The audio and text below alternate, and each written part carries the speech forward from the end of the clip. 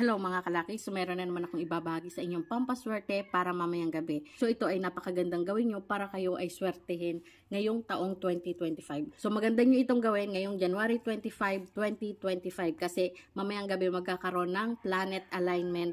Kaya ang energy ng universe ay magbibigay ng swerte sa atin kung tayo ay naniniwala sa mga pampaswerteng ating ginagawa. So ngayon, kailangan natin dito ng red na pouch, kailangan natin ng cinnamon stick, kailangan natin dito ng papel na pagsusulatan at kailangan natin dito ng dahon ng laurel at kulay berdeng panulat. So ito lang yung mga kailangan natin sa ritual natin ngayong araw na ito. So ganito lang ang inyong gagawin. Dito sa papel na ito, isusulat nyo ang inyong wishes. So kung marami man yan, basta wag nyo lalagyan ng sana, okay lang yan. So isulat nyo dito ang mga wishes ninyo. Basta pag kayo magwi-wish ay walang sana. Ayan, isulat nyo. Tapos, ito ay itutupi nyo ng pa-triangle. So, itupi nyo siya ng pa-triangle ng 3 beses papalapit sa inyo.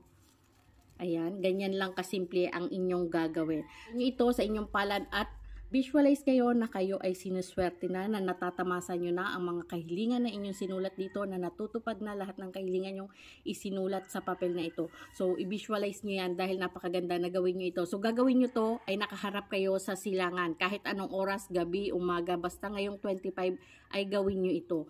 So, pagkatapos nyan, ilagay nyo ito dito sa loob ng red pouch at isulat nyo naman dito ang mga code na ito.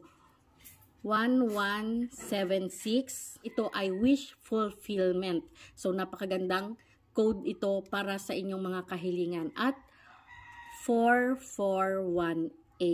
Ayan. So, ito naman ay manifest miracle. So, napakaganda ng mga code na ito kapag inyong pinaniwalaan. So, ganyan lang kasimple ito. At pagkatapos, dito naman sa cinnamon stick, isusulat nyo yung amount na gusto nyong ma-receive. Halimbawa, nag-wish kayo tungkol sa pera, makabayad kayo ng utang.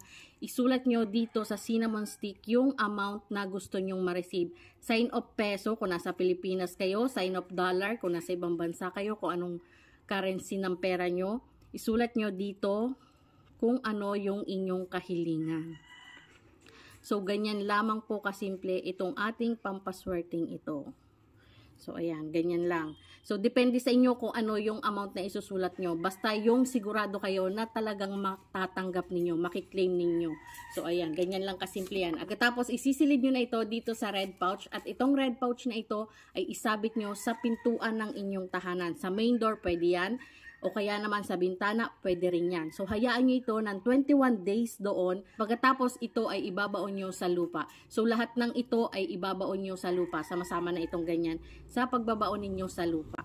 So, ganyan lang ito kasimple. So, dapat kapag gagawa ka ng mga ganitong pampaswerte, ikaw ay naniniwala. Kasi hindi ito magkakaroon ng bisa kung ikaw ay hindi naman naniniwala sa mga ginagawa mong pampaswerte. Kung ito naman ay hindi nyo magagawa ngayong January 25, 2025, pwede nyo itong gawin sa full moon. So, ayan. Ganyan lang ito kasimple. So, yun lang guys.